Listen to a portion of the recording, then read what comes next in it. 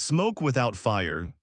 In the emberlit valleys beneath the ash-streaked peaks of Mount Keroth, the village of Brindle Hollow lived in a constant twilight of smoke and glow. The mountain never truly slept. Even in its quietest moods, it breathed long, slow exhalations that painted the sky with drifting ribbons of gray. At dusk, the clouds caught the red shimmer from vents high above, and the whole valley seemed dipped in a forge's afterlight. To outsiders, it looked perilous, even cursed. To those who had been born beneath Keroth's watchful slopes, it was simply home. Brindle Hollow had been built of dark stone and darker timber, the houses low and sturdy, their roofs tiled with slate to resist stray sparks. Every chimney was capped in iron mesh. Every door was thick enough to endure a gust of heat should the wind turn sour. And yet, for all its caution, the village was not grim or grim. It thrived in warmth. That warmth came not only from the mountain. It came from the dragons. For as long as any elder could remember, the great dragons of Mount Keroth had nested among the upper crags, their vast forms glimpsed in silhouette against molten light. They were not tame, nor were they pets or livestock. They were neighbors, dangerous, magnificent neighbors whose presence shaped every custom of the valley. And each spring, when the snows melted into steaming rivulets, the hatchlings came. They tumbled down the lower slopes like sparks cast from a hammer's strike, small, curious, unsteady on new wings. No larger than housecats, the baby dragons arrived in flurries of scales and squeaks. Their hides shimmered in shades of copper, crimson, soot black, and molten gold. Their eyes glowed like bent coals. Their wings were too big for their bodies, their tails too eager for balance. They were chaos. They sneezed sparks into baskets of drying herbs. They curled up in laundry lines and set socks smoldering. They chased chickens not to eat them but to marvel at their frantic flapping. They discovered that the metal bands on barrels rang pleasantly when struck with tiny claws. They discovered that sheep wool smelled interesting when lightly toasted.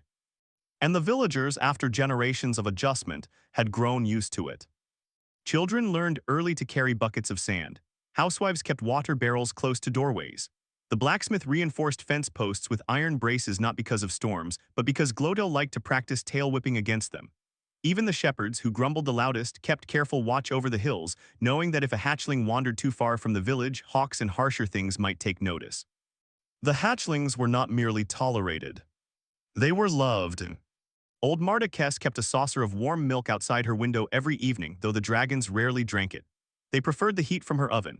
Children named them Cinder, who had a habit of curling inside chimneys, Puff, whose sneeze produced more smoke than flame, Glodell, who flicked his bright-tipped tail like a torch in celebration whenever he managed a clean takeoff. The dragons did not belong to any one household, yet somehow they belonged to all of them. Which was why the night they vanished felt like a wound. It began without thunder or roars.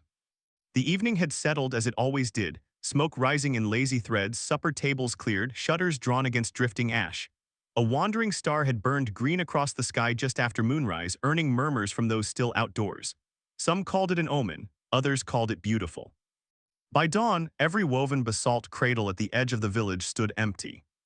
The cradles had been placed in a sheltered alcove near the western ridge, a compromise reached generations ago between dragon and villager. The adult dragons would nest high above, but the hatchlings, once able to toddle and flutter, descended to the lower valley to explore. At night, they often gathered in those shallow stone beds warmed by venting heat from the mountain's veins. That morning, the stone was cold. No scratch marks led away from the alcove. No trails of soot marked a chaotic departure.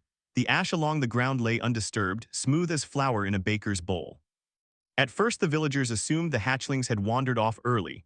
It was not unusual for Cinder to be found asleep atop the baker's oven before sunrise, or for Puff to investigate the shepherd's lanterns.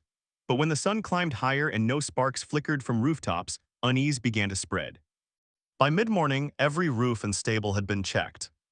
By noon, every well and cellars. By afternoon, the search parties had formed. They climbed the lower slopes of Mount Keroth, calling the names they had given the hatchlings, listening for the answering trill that always came.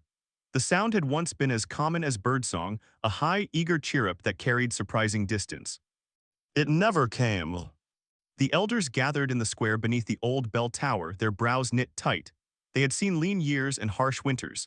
They had endured minor eruptions and landslides, but never in living memory had all the hatchlings vanished at once. Old Harlan, whose beard was the color of cooled ash, spoke first. He leaned heavily on his cane and stared toward the northern spires beyond the valley. "Sky poachers," he muttered, "there are always those who would risk fire for profit."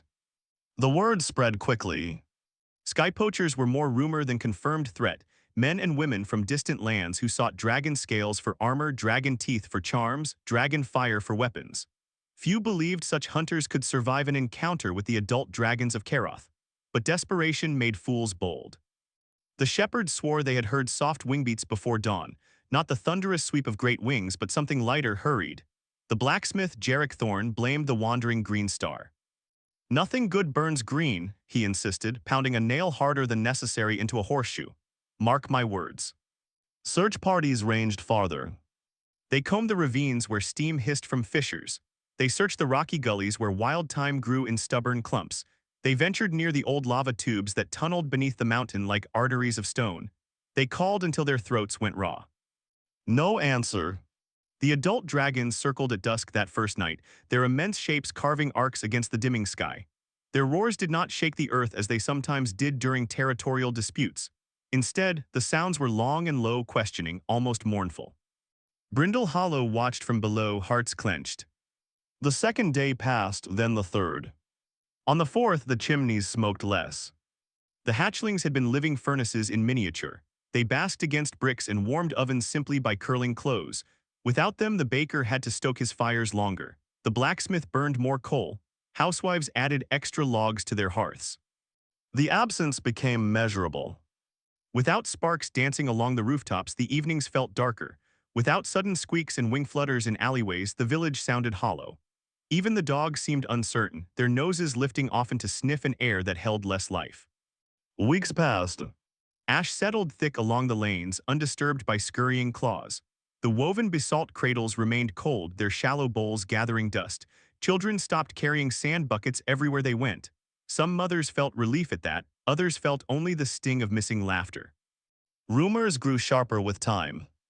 Some insisted they had seen cloaked figures along the northern ridge days before the disappearance. Others claimed the dragons had sensed a coming eruption and spirited their young away to safer ground. A few whispered that the hatchlings had been offended, that some careless act in the village had driven them off. Fear has many shapes. In Brindle Hollow, it took the form of suspicion. Neighbors who had once shared bread began casting sideways glances. The blacksmith questioned the shepherd's watchfulness. The shepherds questioned the elders' leadership. Even small arguments over market prices carried an edge that had not been there before. And above it all, Mount Karoth loomed. The adult dragons still roosted high upon the peaks, visible at sunset as dark silhouettes rimmed in red light. They circled more often now. They descended lower. Once a great crimson shape glided over the square so low that the gust from her wings sent market stalls tumbling. She did not strike. She did not roar. She simply inhaled deeply, as though searching for a scent that eluded her. Then she rose again, vanishing into smoke. Only one villager did not join the searches. Tobin Rill the barber kept his shop open. The copper comb stood at the village crossroads, its striped pole turning steadily in the wind. The shop's windows were wide and clean, reflecting the ash-softened light. A brass bell hung above the door, chiming gently whenever someone entered. Tobin was not a large man. He lacked the broad shoulders of Jarek Thorn or the rangy height of the shepherd boys. His hands were deft rather than strong, his posture relaxed rather than imposing. He wore simple waistcoats and kept his dark hair trimmed neatly as befitted his trade. Some muttered that he should be out searching like everyone else. But Tobin reasoned that not all service required climbing cliffs. Men still needed shaving, hair still grew. Weddings, though subdued, still occurred. Grief did not halt beards. Inside the copper comb, the scent of rosemary oil and clean steel lingered. Towels hung neatly folded. Razors gleamed on their rack. A small brazier glowed near the back wall, casting gentle warmth. Villagers came in restless and left calmer. Jarek Thorn grumbled as Tobin trimmed his beard. "If it's poachers, we'll find them," the blacksmith growled. "And when we do." Tobin's scissors snipped softly. "You'll want your beard even when you swing," he replied mildly. The shepherds argued over whether to search farther north. Tobin lathered their chins with steady strokes, listening more than he spoke. Old Marta Kess wept quietly in the chair one afternoon, fearing she would never again feel Cinder's warmth against her oven bricks. Tobin pressed a warm towel into her hands and let her speak until the tears slowed. He said little, but he listened. In the quiet moments between customers, when the bell did not chime and the crossroads lay still, Tobin sometimes paused mid-polish of his shears. He would tilt his head slightly, as if catching a sound too faint for others. There was something different in the air since the disappearance. A wait. Not oppressive, not malicious, but present. It was like the hush between heartbeats when one pressed a palm against one's chest and waited for the next thud. A held breath stretched long. At night, when Tobin closed the shutters and banked the brazier's coals, the feeling grew stronger. He would settle into his wide leather chair near the window, exhaustion tugging at his limbs. The search parties returned each evening empty-handed, their faces smudged with ash and disappointment. The village felt tired. Tobin felt it too, and sometimes, as sleep crept in, he dreamed.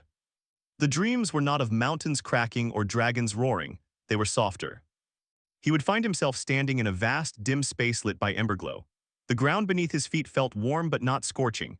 Around him drifted tiny flickers of light like fireflies caught in slow motion. They moved with purpose, circling him, drawing nearer. He could hear a sound then.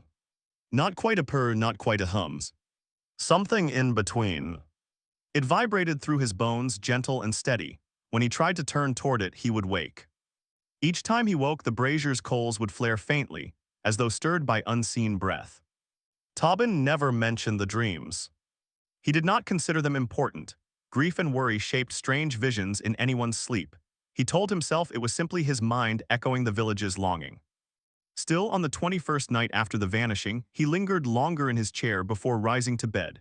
He placed a hand flat against his chest, just above his heart, and waited. His heartbeat answered, steady and warm. Outside, somewhere high on Mount Caroth, a distant roar rolled down the slopes, not fierce, not wrathful, but searching. And in the hush that followed, though no one else in Brindle Hollow heard it, something small and far away answered with the faintest trill. The warmth in the quiet. It was on the 23rd night after the vanishing that Tobin Rill closed his shop early. The day had been strange from its first breath. The air in Brindle Hollow felt swollen and heavy, as though the valley itself were holding back tears. Clouds gathered low along the shoulders of Mount Caroth, not in their usual drifting veils of ash, but in thick, bruised masses that swallowed the red glow of the vents above. Even the adult dragons were restless, dark shapes cutting sharp angles across the sky before retreating higher than usual. By mid-afternoon, thunder muttered across the peaks. Storms were not uncommon in the valley, but they were rarely gentle. Rain met heat rising from the mountain's flanks and turned violent, falling in hissing sheets that struck stone and flashed to steam. The villagers knew the signs. Stalls in the square were packed away early. Shutters were drawn tight. Livestock was herded close to barns reinforced for worse. Tobin had finished trimming old Harlan's beard when the first crack of thunder split the sky. The barber's hands never trembled. He wiped his razor clean, folded the cloth with habitual care, and saw his last customer out with a quiet nod. The bell above the door chimed once before being swallowed by the rising wind. The copper comb felt smaller when the shutters were latched. The striped pole outside creaked faintly as the storm gusts toyed with it. Inside, rosemary oil and clean steel mingled with the faint mineral tang that seeped from the mountain whenever rain struck heated rock. Tobin moved about the shop in practiced motions. He checked the latch on the back door. He covered the razor rack with cloth. He banked the coals in his brazier so they would not flare too high if a draft slipped through cracks. Each action was unhurried, deliberate, an anchor against the mounting fury outside. Thunder rolled again, closer this time. The windows rattled in their frames. A flash of lightning illuminated the shop in stark white, throwing Tobin's shadow large and distorted against the far wall. He paused then, not out of fear, out of listening. There was something beneath the thunder, something faint that tugged at the edges of his awareness. For weeks he had felt it, that hush between heartbeats, that subtle weight in the air. Tonight it seemed nearer, like breath against the back of his neck. But when he strained to hear it, the storm swallowed everything. Rain struck the shutters in sudden sheets. The gutters outside overflowed almost instantly, water racing down the stone lane in silver ribbons.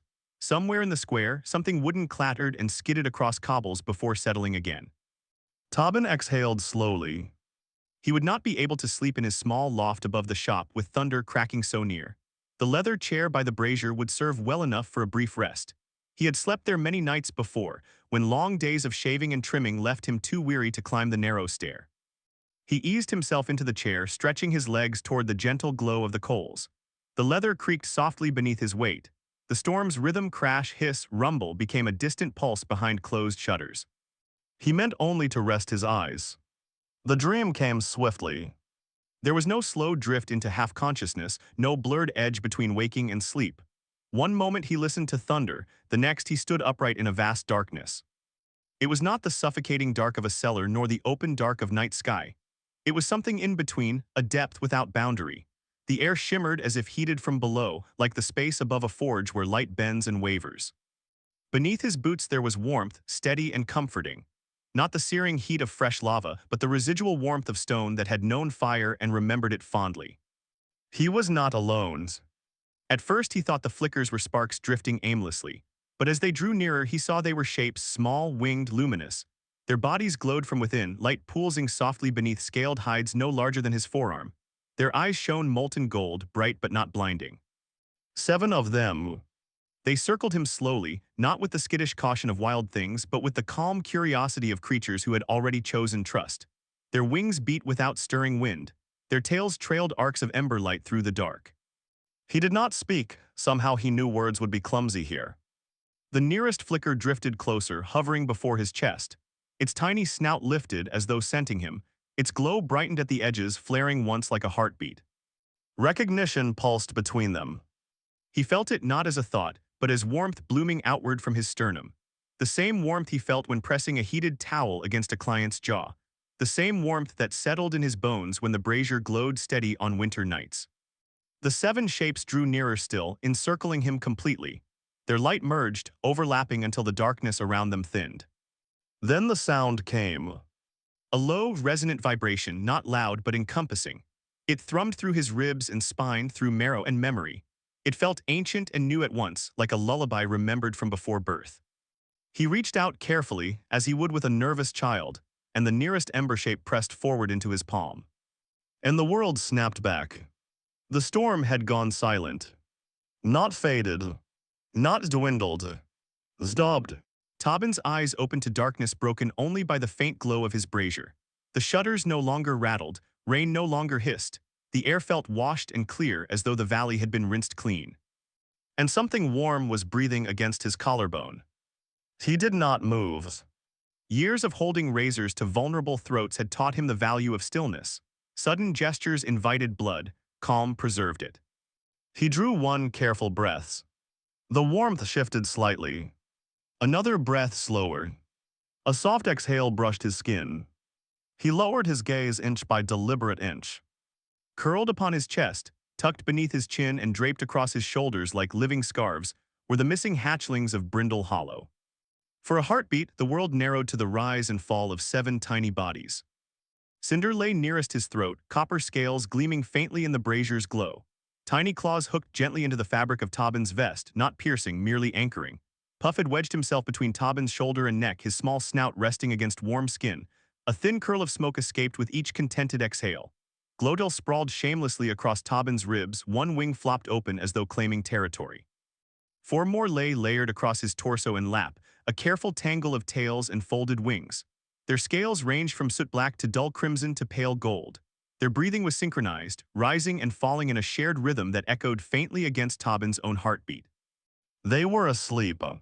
Deeply, completely asleep. The brazier glowed low. The hearth along the far wall emitted only the faintest red shimmer. The shop door remained closed but unbarred, exactly as he had left it. No signs of forced entry. No ash scattered by frantic wings. They had come quietly. They had chosen stillness. Tobin felt no fear. Astonishment flickered briefly, bright and sharp, but it melted almost immediately beneath something far greater. A warmth spread from where Cinder's brow rested against his collarbone. It seeped through cloth and skin into muscle and bone. It was not simply physical heat, though that was present too. It was something deeper, a resonance that aligned with the steady beat within his chest. Recognition. The word formed without his willing it. As if answering the thought, Puff shifted slightly, tiny claws flexing against Tobin's shoulder. A faint chirrup escaped his snout before settling again into silence. Tobin dared not lift his hands yet. He did not want to disturb the fragile trust of the moment. Instead, he allowed himself to breathe in time with them. Inhale. 7 tiny ribs expanded. Exhale. 7 tails relaxed fractionally. Outside the shop, the valley lay wrapped in post-storm hush. Clouds parted slowly, revealing a sky scrubbed clean of ash. The moon emerged silver and steady. High above, near the shoulders of Mount Caroth, massive shapes moved. The adult dragons had felt it. They shifted upon their perches, heads lifting in unison. One vast and crimson unfurled her wings and leapt from the peak. The air thundered as she descended in a wide arc over the valley, her golden eyes scanning below. Within the copper comb, 7 small noses twitched simultaneously. As if guided by a shared pulse, the hatchlings stirred. 7 golden eyes blinked open. 7 small heads lifted. They did not hiss. They did not recoil. They looked at Tobin. For a heartbeat, he wondered if they would bolt, if instinct would drive them back into shadow. But instead, a low vibration began deep in Cinder's chest.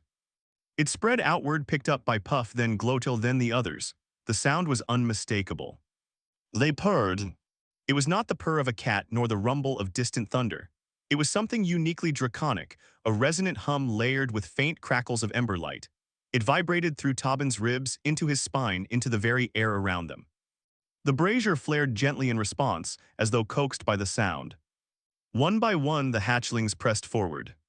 Cinder nudged his snout firmly against Tobin's sternum. Puff followed, pressing his brow just above the beating heart. Glotil twisted awkwardly to reach the same spot, wings fluttering once in concentration. Each of the 7 touched him there. Forehead to chest. The warmth intensified, not burning, not painful, but profound. Tobin felt as though something long dormant inside him had been acknowledged and answered. He understood then. They had not been hiding in fear. They had been searching. For weeks they had slipped through ravines and caves, guided not by scent alone but by something subtler. The village was full of noise, anger, suspicion, grief, hearts beating fast with worry, minds crowded with fear. But Tobin's heart had remained steady. He had listened. He had kept warmth alive in small, consistent ways. And the hatchlings, newly hatched and guided by instincts older than stone, had followed the rhythm that felt safest. Outside, the great crimson dragon descended fully into the valley square. Her claws touched cobble with surprising delicacy for her size. She lowered her immense head toward the copper comb. Within the shop, the purring deepened. Tobin finally lifted one hand. Slowly, carefully, he rested his palm lightly over the small cluster of scaled heads pressed against his chest. None flinched. Instead, the purring swelled, filling the shop with layered resonance. The glass in the windows hummed faintly. The striped pole outside gave a soft tremor. The crimson dragon inhaled deeply, drawing in the scent that drifted from the barber's shop: rosemary oil, clean steel, banked coals, and something else. Contentment. Her massive eyes half-lidded. Then she threw back her head and roared. The sound rolled across Brindle Hollow not in fury but in triumph. It echoed from stone walls and rang through chimneys.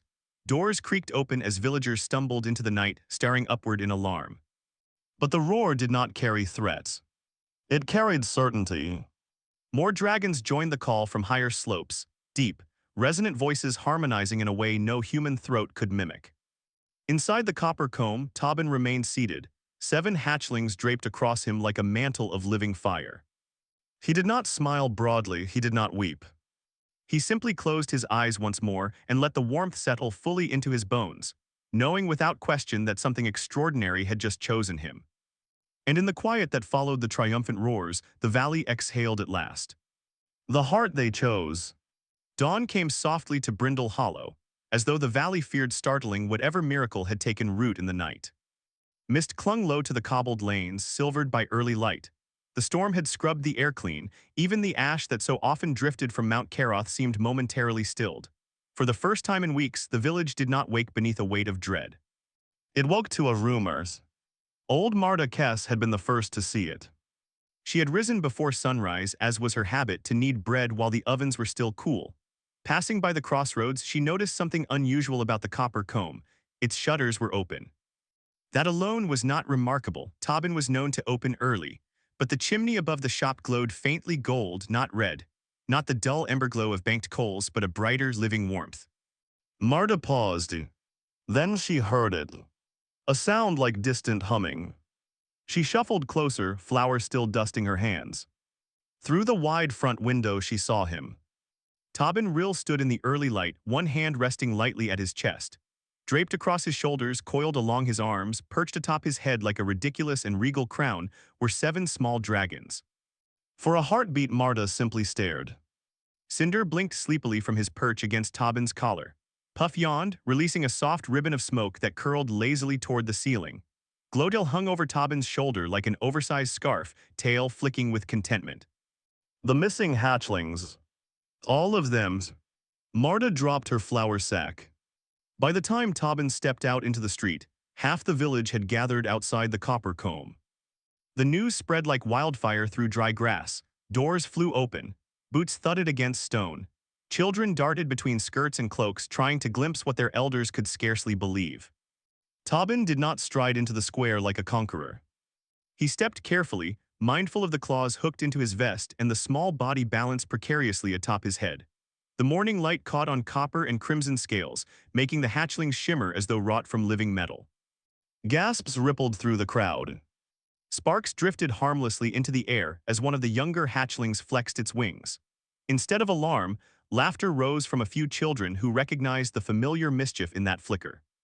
"They're back," someone whispered. "They were with him," another murmured. The elders pushed to the front.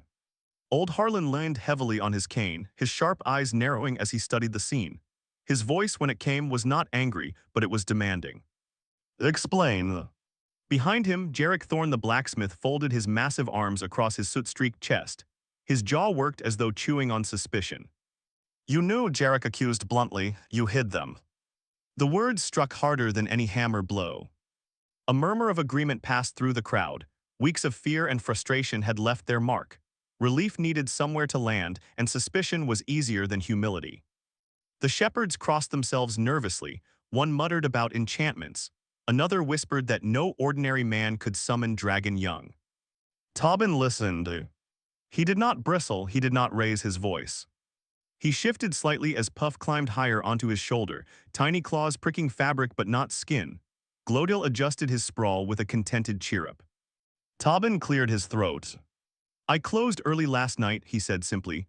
"The storm was loud, I rested in my chair." His voice carried clearly in the clean morning air. "I fell asleep." A pause. "When I woke, they were theirs." "That's all?" Jarek demanded. "That's all," Tobin replied. It sounded insufficient. The village wanted drama, wanted a tale of daring rescue from poachers, of brave confrontation in hidden caves. They wanted to believe their hatchlings had been stolen and reclaimed, not that something deeper had been at work beneath their notice. Old Harlan frowned thoughtfully. "You expect us to believe," the elder said slowly, "that 7 dragon hatchlings chose your shop by chance?" Tobin did not answer immediately. Cinder shifted, pressing his small brow against Tobin's collarbone. The gesture was unmistakable even to human eyes.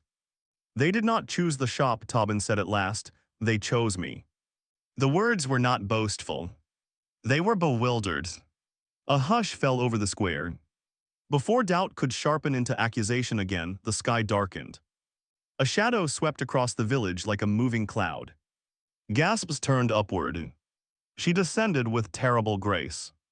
The great crimson dragon, largest of the brood mothers of Mount Keroth, unfurled her vast wings and dropped into the square. Her landing shook the cobbles, yet she placed each talon with precision, avoiding stalls and wellstones alike. Heat radiated outward from her immense body, not scorching but undeniable. Her eyes, ancient molten gold, fixed upon Tobin. The villagers froze. Some fell to their knees instinctively. Others stood rigid, breath caught in their throats. Jarek Thorne's defiance drained from his face, replaced by naked awe. The hatchlings did not cower. They perked up eagerly, chirping soft greetings. One even attempted an enthusiastic wing flap that nearly unbalanced itself from Tobin's shoulder. The great dragon lowered her horned head. Closer, closer still. Her massive eye, larger than a shield, filled Tobin's vision. Within its depths flickered reflections of flame and sky and centuries. She inhaled. The pull of that breath tugged at Tobin's clothes, at his hair, at the very air in his lungs. She drew in his scent, rosemary oil, clean linen, human skin, steady warmth. She held the breath for a long moment. The square remained utterly silent. Then, with emotion so deliberate it carried more weight than any roar, she bowed. Her great head dipped low before Tobin Rill. A collective exhale rippled through Brindle Hollow.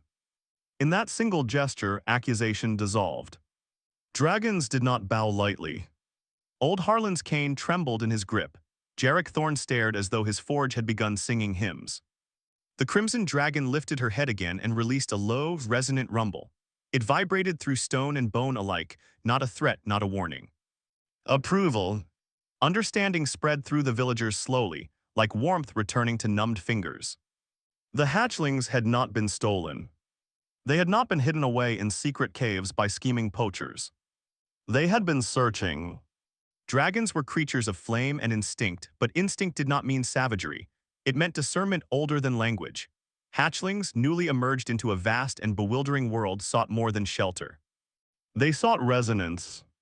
In the weeks since their disappearance, Brindle Hollow had changed. Fear had sharpened voices. Suspicion had frayed bonds. Hearts had beat too fast, too uneven. But one heart had remained steady. Tobin Rill had continued his quiet work. He had warmed water before every shave so no man would flinch at cold steel. He had listened to grief without feeding it. He had kept the brazier burning low and constant, not in frantic bursts. The hatchlings had felt that steadiness. Drawn by a rhythm they did not yet understand, they had hidden in ravines and caves, creeping closer night by night, testing, listening. Until at last, guided by instinct as sure as any migratory path, they had followed the warmest pulse in the valley. They had chosen the barber. Not for strength of sword, not for spells or grandeur, but for the quiet courage of gentleness. The Crimson Dragon shifted, spreading her wings once more. She let out a roar not thunderous, not furious, but triumphant. From the heights of Mount Caroth, answering roars echoed back. The pact between dragon and village had never been spoken in words, but it had always existed. Now it deepened. From that day forward, the hatchlings roamed as they once had. They chased chickens, they startled laundry lines, they napped in ovens and atop fence posts. But each dusk, without fail, they returned to the copper comb. Sometimes they arrived singly, gliding awkwardly through the shop door before settling atop the rafters. Sometimes they came in a tumbling cluster, landing in Tobin's lap while he was mid-trim, forcing him to pause and gently relocate them. Customers adapted. It was difficult to maintain indignation about uneven sideburns when a dragon hatchling was asleep across one's shoulders, radiating soothing warmth. The shop grew busier than ever. Word traveled beyond Brindle Hollow. Travelers from distant villages arrived first, curious and cautious. Then merchants from larger towns. Eventually, even minor nobles journeyed beneath the shadow of Mount Caroth, eager to witness the dragon-touched barber. They expected a warrior clad in charred armor, a sorcerer wreathed in flame. Instead, they found a modest man with careful hands. Tobin did not charge extra for dragon-warmed shaves. He did not boast of his bond. If asked how he had earned such favor, he answered truthfully, "I listened." And somehow, that answer satisfied more than tales of heroics ever could. The copper comb became the warmest place in the valley. Even in deepest winter, when frost crept along windows and the mountain's vents dimmed, the shop's chimney glowed bright gold. Children grew up measuring time not by harvests alone, but by how high the hatchlings could fly. They remembered the weeks of absence not as a wound, but as a lesson. Fear can cool a village faster than winter. Steadiness can warm it again. High upon Mount Caroth, the great dragons kept watch. They still circled at dusk, their shadows long across rooftops. They still roared at intruding storms. But their vigilance had shifted. No longer did they scan Brindle Hollow with uncertainty. They watched over the small barber whose heart had proven warmer than fire. And sometimes, when twilight painted the valley in emberlight and Tobin sat in his doorway with 7 small dragons dozing across his chest, the great Crimson Dragon could be seen upon her peak. Not guarding, not judging, simply watching. Content.